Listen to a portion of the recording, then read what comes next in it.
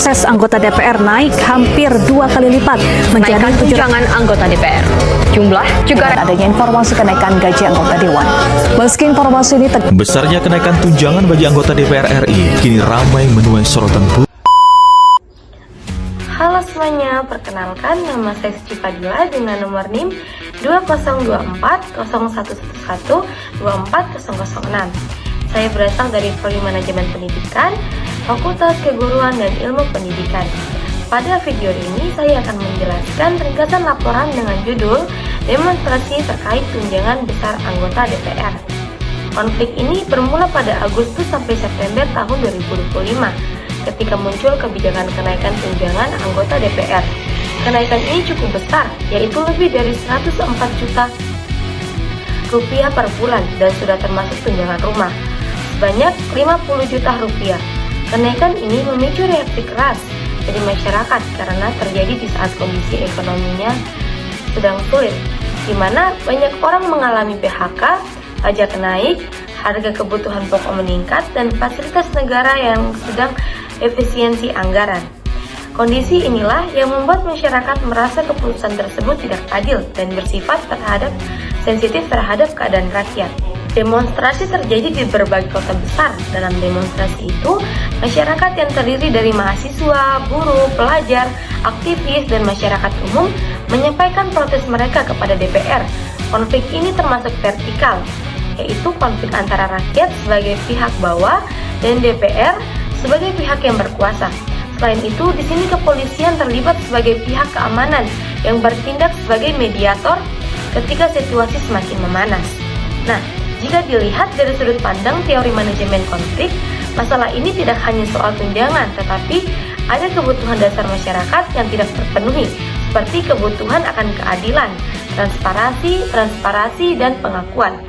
Di awal konflik, DPR cenderung menghindari komunikasi dan mempertahankan keputusan mereka. Namun, masyarakat menekan dengan demonstrasi yang semakin besar. Pada titik tertentu, konflik mulai berubah arah ketika Presiden melakukan mediasi.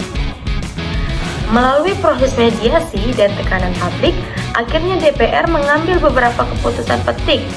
Mereka sepakat mencabut tunjangan rumah, menghentikan perjalanan ke luar negeri, mengurangi fasilitas tertentu, dan menurunkan pendapatan anggota dari sebelumnya 104 juta menjadi sekitar 65,5 juta rupiah per bulan.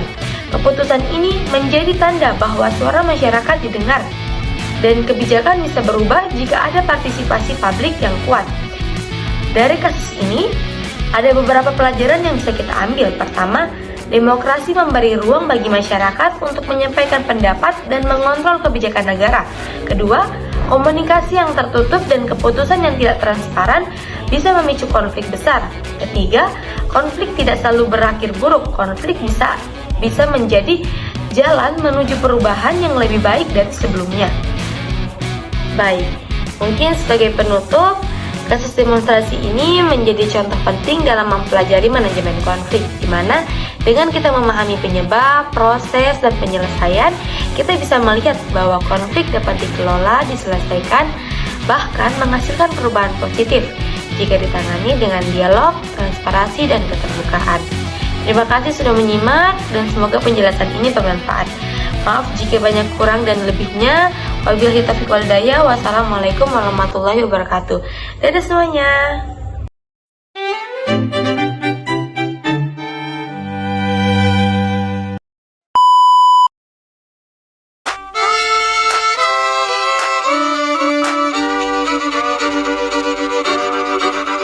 Kisah usang tikus-tikus kantor yang suka berenang di sungai yang kotor. Kisah usang tikus-tikus berdasi yang suka ingkar janji lalu sembuh.